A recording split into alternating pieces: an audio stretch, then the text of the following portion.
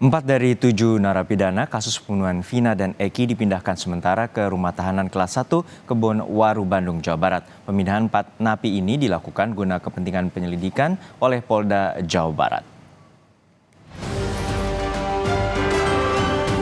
4 dari 7 narapidana kasus pembunuhan Vina dan Eki dipindahkan ke Rutan Kebon Waru, Bandung, Jawa Barat pada Selasa 21 Mei lalu. Mereka saat ini telah ditempatkan di sel karantina. Keempat narapidana ini akan ditahan di Rutan Kebon Waru hingga proses penyelidikan kasus selesai dilakukan. Pemindahan 4 narapidana ini dilakukan guna kepentingan penyelidikan oleh Polda Jawa Barat. Setelah itu, keempatnya akan dikembalikan lagi ke Lapas Cirebon. Terima narapidana dari Lapas Cirebon sebanyak 4 orang ya. Kita terima 4 orang dan sekarang kita sudah masuk dalam proses karantina. Karena dari Polda surat untuk kepentingan penyelidikan ya. Karena sampai saat ini kita belum terima, ya tidak menutup kemungkinan bisa pemeriksaan di rutan atau bisa dibon ke Polda. Berapa lama ini Pak di sini? Sampai selesai ya kemungkinan. Nanti akan dikembalikan lagi kalau sudah selesai.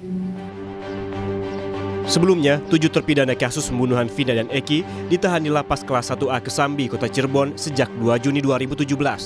Selama ditahan, ke-7 narapidana itu diakui berkelakuan baik. Bahkan petugas mengusulkan perubahan pidana dari hukuman seumur hidup menjadi hukuman 20 tahun. Kini, ke-7 terpidana dipinjam sementara oleh Polda Jawa Barat untuk pemeriksaan pendalaman kasus. Ke-7 terpidana itu saat ini berada di 3 lapas berbeda, yakni Rutan Bandung, Lapas Narkotika Jelekong, dan Lapas Bancai. 7 warga binaan pemasyarakatan yang berkaitan dengan kasus ini semuanya berkelakuan baik, semuanya bisa mengikuti pembinaan di dalam lapas dengan baik, dan mereka juga pembinaan kepribadian, pembinaan kemandirian mereka ikuti dengan baik. Semuanya tidak ada permasalahan dengan warga binaan, apalagi dengan petugas. Sementara itu, terpidana kasus pembunuhan Vina yang telah bebas, Saka Tatal, mengaku sebagai korban salah tangkap polisi. Saka merasa mendapatkan tekanan dari polisi dan dipaksa mengaku sebagai pembunuh Vina. Pas baru nyampe mau nganterin motor udah ada polisi. Saya datengin, saya kan ke situ niat cuma nganterin motor. Malah saya ikut ditangkap juga tanpa sebab apapun. Nggak ada penjelasan apapun. Langsung dibawa. Nyampe di Polresta, saya langsung dipukulin. Suruh mengakui apa yang bukan saya lakukan. Saya dipukulin, dijejekin, disiksa segala macam sampai disetrum. Terus akhirnya Mas Saka ngaku? Siapa yang ngetrumnya, yang mukulinnya siapa? Yang mukulin, yang ngetrum itu anggota polisi semua. Tapi kita nggak tahu namanya. Namanya saya nggak tahu. Terus akhirnya ngaku Mas Saka? Akhirnya aku juga. Kenapa ngaku? Apa nggak kuat? Apa gimana? Akhirnya aku juga itu karena terpaksa. Karena terpaksa udah nggak kuat gitu. Udah nggak kuat lagi. Di sisi lain, Komnas HAM menyatakan telah menindaklanjuti aduan Saka Tatal. Terpidana Saka Tatal mengaku sebagai pembunuh Vina karena tidak tahan dipukuli polisi.